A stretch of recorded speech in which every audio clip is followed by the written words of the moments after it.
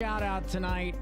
A lot of things happened this week. Mark and I have been both so busy and so swamped. We're gearing up as we get ready for the county fair coming up this month in July, and just a lot of things going on, especially with party politics in the state, on the national level. Just there's so much going on. But I'll tell you, we took a big hit this week. A very dear friend of ours, I think longer friend to Mark, very recent friend to me.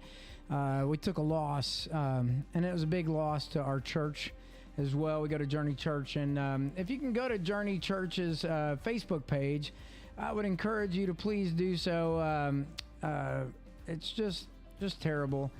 Daniel Jones was our lead guitarist, and he fatally died in a plane crash earlier this week. Many of you may know him. He retired here after long years of service, and him and his family. His daughter was also with him on that flight, and it was very tragic. She's in critical condition, and the family's trying to raise some money. If you can go to Journey Church website, please go. They've got an easy tithe donation spot to help the family out. This is just a tough time as we take this loss. I don't have all the details, but you're more than welcome to go to Journey's page for Journey Church in Brandenburg and take a look at that. And if you're a follower of this show, I would just say we don't usually solicit for money or do anything, but this one hit me and Mark deeply. And I just ask that you go check it out. And if you can help out that family, it would be fantastic. Not only that, there's all kinds of things going on in the community.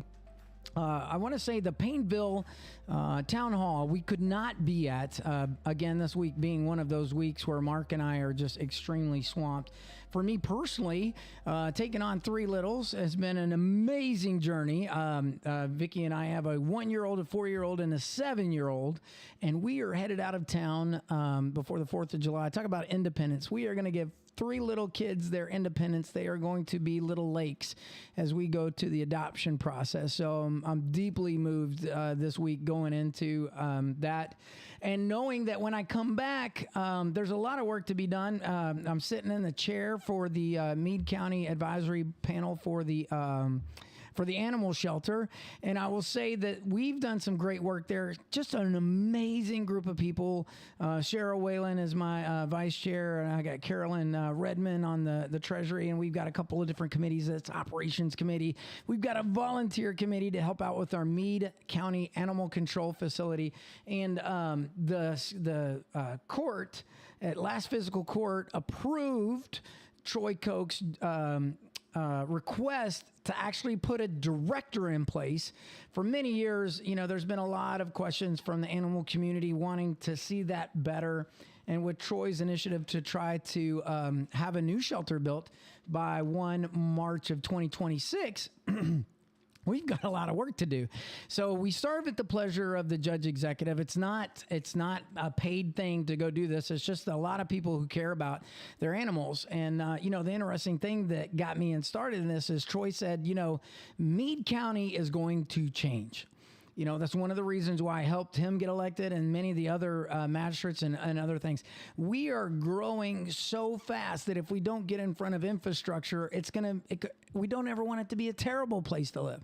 My wife and I decided to plant our roots here because I would love to put a bubble over this community. There's just so many people that come together for things.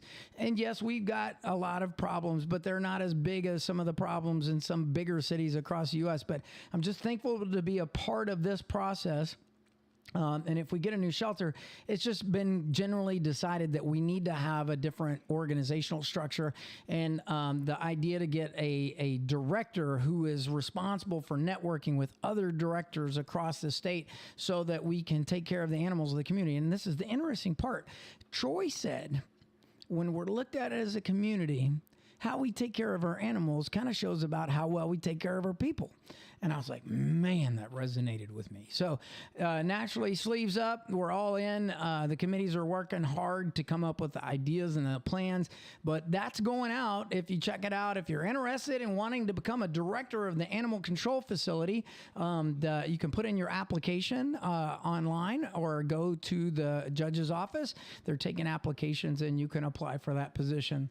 I don't have a lot to talk about tonight. I know we've had recently the mayor on. There's talks of trying to get some other key people. We will be back. Knocking on wood, we will be back at Fancy Farm again this year. So we're going to do the fair, and then in early August, we're going to go hit Fancy Farm again, and you're going to be front row center. Now, you can either choose to watch it on KETV, or you can catch it with us because we're going to be front row center. We've got a new remote portable kit with all these doodad cool cameras. And Mark and I, and I'm sure we'll get Nancy in the booth with us there to comment on the speakers. And this is going to be a fun Fancy Farm because this is head-to-head action, right? You got the two top people, Democrat and Republican, going after the gubernatorial race for the general election in November. So stay tuned. We're building up for all of that stuff, and it's just going to be an amazing summer. Mark and I went out of our way. We're going to be set up all week at the fair. So you can come by, get on the show. Stop by, check us out. We'll have the big Meade Truth logo, just like this one. It'll be our backdrop, so you'll know we're legit. And then we're going to have a new setup, our own booth. So we'll be right next to the Republican Party GOP. And you see that banner, you're going to see all the lights. We're going to be going live. We're like your local TV station, man, right here on social media. I'd say TV, radio, whatever, and publications for the GOP. And we do all this for fun. But not just for our entertainment. It's actually for yours. We want to communicate the truth to you, get it out there. And while I don't have a lot of things outside of what I talked about today, I just want to say thanks for tuning in. I appreciate the Pillow Time views. I know you don't always catch us live, but when you do the playbacks, we do track that. And if there's something you want us to talk about in Meade County or you're concerned about, we will get the answers. Just send us the message and we'll make sure we get your topics on the show and talk about those as well. But listen, hey, Steve Lake, I'm signing off tonight, but I just want you to know that we're so glad to be a part of the community.